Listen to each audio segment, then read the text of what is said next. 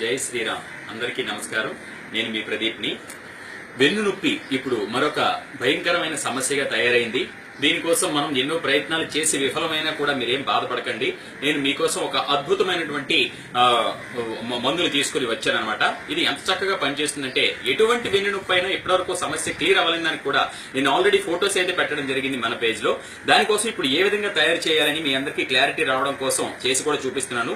ఒక్కసారి మీరు అబ్జర్వ్ చేసినట్లయితే దీనికి రెండు వస్తువులు అవసరం ఉంటాయి. అది ఒకటి ఎండి ఖర్జూరం.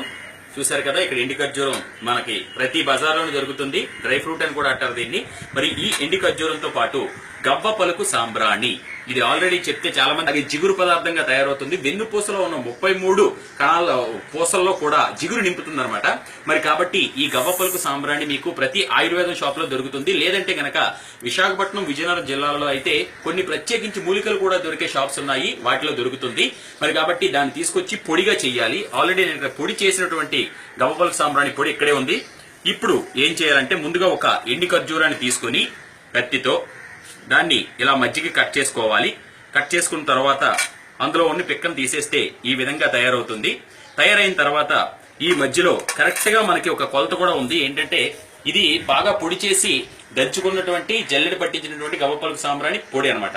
ఈ పొడిని ఏదైతే ఉందో మన ఈ ఎండి ఖర్జూరం ఒక పక్క ఎంతైతే కరెక్ట్ గా ఫిల్ చేయాలన్నమాట. మనకి ఏ విధంగా చూడండి, నేను చేసి కూడా మీకు చూపిస్తున్నాను. ఈ విధంగా ఫిల్ చేసిన తర్వాత ఇది కొంచెం పెద్ద ప్రాసెస్ ఉంటుంది, కానీ ఒకసారి మనం మెడిసిన్ తయారు చేసేసుకుంటే 40 రోజుల పాటు ఇలా ఫిల్ చేసిన తర్వాత దీన్ని దారంతో ఈ విధంగా కట్టవలసి ఉంటుంది. మీకు అర్థం కావాలని చెప్పి నేను తయారు చేసి చూపిస్తున్నాను. ఆల్రెడీ తయారు చేసి కూడా ఉన్నాను. కూడా మధ్యలో కట్ చేసి అందులో గవ్వ పలుకు సాంబ్రాణి పొడి పెట్టి ఈ విధంగా దారంతో కట్టుకుని తయారు చేసుకోవాలి. ఈ విధంగా తయారు చేసినటువంటి ప్రస్తుతానికి ఒక 8 చేసి చూపిస్తున్నాను మీ అందరికి తెలియడం కోసం. తరువాత మైదా పిండి ఏదైతే ఉందో ఆ మైదా పిండిని కొంచెం నీళ్లేసి ఈ విధంగా ముద్దగా కలుపుకోవాలి. కలుపుకున్న తర్వాత కొంచెం ప్రాసెస్ ఎక్కువగా ఉంటుంది, కానీ ఫలితం కూడా అంతే ఎక్కువగా ఉంటుంది. ప్రతి దాన్ని కూడా ఈ ఉన్నటువంటి ఈ పలుకుని తీసి ఈ మైదా పిండి ముద్దతో ఈ విధంగా కవర్ చేసుకోవాలి.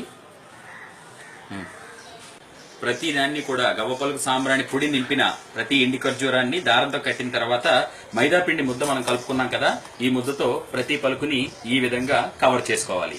ఈ విధంగా తయారు చేసుకున్న తర్వాత వీటిని నిప్పుల మీద కాల్చాలి నిజానికి, కానీ డైరెక్ట్ గా ఫైర్ లో కాల్చిన ప్రాబ్లం లేదు. వీటిని ఈ విధంగా పెట్టుకుంటాము. ఏవైతే మనం ముందుగా మైదా పిండితో చేసినటువంటి ఈ కవచాన్ని ఉన్న ఈ పలుకుల్ని ముందుగా నిప్పుల మీద పెట్టుకోవాలి. మరి ఇప్పుడైతే అందరికీ నిప్పులు అవైలబుల్ గా ఉండవు కాబట్టి ఈ విధంగా రోటీలు కాల్చుకునే దాని మీద కూడా పెట్టి ఫుల్ గా బాగా కాలాలన్నమాట. బాగా కాలితే మనకి లోపల ఉన్నటువంటి గవ్వ పలుకు సాంబ్రాణి పొడి అలాగే ఈ యొక్క ఖర్జూరం కూడా బాగా ఉడుకుతుంది. ఉడికిన తర్వాత ఏమవుతుందంటే అది దాంట్లో మెల్ట్ అయ్యి కలిసిపోతుంది. కలిసిపోయిన తర్వాత మనకి లోపలికి వెళ్లి వెన్నుపూసకి తగ్గట్టు బలం, ఎంత బలం అవసరం ఉంటుందో అంత బలాన్ని మనకు అందిస్తాయి. అయితే వీటిని బాగా కాల్చాలన్నమాట.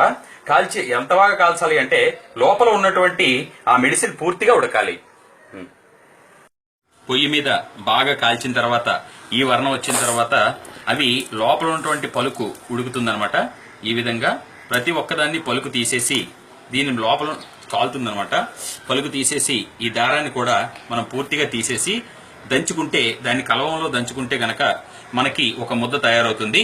ఈ కాల్చినటువంటి తోలు ఒలిచేసిన తర్వాత ఈ విధంగా తయారవుతుంది. దీని గనక మనం కలవంలో వేసి నూరితే చూడండి, దగ్గర నూరిన తర్వాత ఈ విధంగా తయారవుతుంది అనమాట ముద్ద. ఈ ముద్దని చూడండి, ఇక్కడ మీకు చూపిస్తున్నాను. గోళీ అంత పరిమాణంలో, అంటే ఒక బఠానీ అంత పరిమాణంలో చేసుకుంటే మీకు గోళీలు రెడీ అవుతాయి. గట్టిగా ప్రెస్ చేసి చేసుకోవాలి. ఈ విధంగా తయారవుతుంది. మీకు ఇంచుమించు ఒక 8 చేసుకుంటే ఒక 40 రోజులకు సరిపడా మీకు టాబ్లెట్స్ తయారవుతాయి. ఈ విధంగా తయారు చేసిన గోళీలను, అతి తక్కువ ఖర్చుతో తయారు చేసుకున్న ఈ గోళీలను ఎటువంటి నడుము నొప్పి నుంచి అయినా అద్భుతమైన ఉపశమనంగా వాడొచ్చు. అయితే వీటిని ఎలా వాడాలంటే రోజుకు 2 పూటల భోజనం చేసిన తర్వాత చక్కగా వేసుకోండి. అద్భుతంగా పనిచేస్తుంది. తీవ్రత ఎక్కువగా ఉంటే నడుము నొప్పి 3 కూడా వేసుకోవచ్చు. మరి దీంతో పాటు ఉష్ట్రాసనము, భుజంగాసనము, తర్వాత ధనురాసనము, ఈ 3 ఆసనాలు కూడా వేసుకుంటూ ఉంటే మెల్లిమెల్లిగా ఎటువంటి నడుము నొప్పి అయినా తగ్గిపోతుంది. కాబట్టి ఇంత అద్భుతంగా ఉన్నటువంటి ఈ విషయాలను మీరు నాతో కంటిన్యూ చేయొచ్చు. కాబట్టి ఇటువంటి వీడియోస్ మీకోసం మరిన్ని కూడా చేయడానికి నేను సిద్ధంగా ఉన్నాను. అది అందరికీ ఉపయోగపడాలనేదే నా ఉద్దేశం.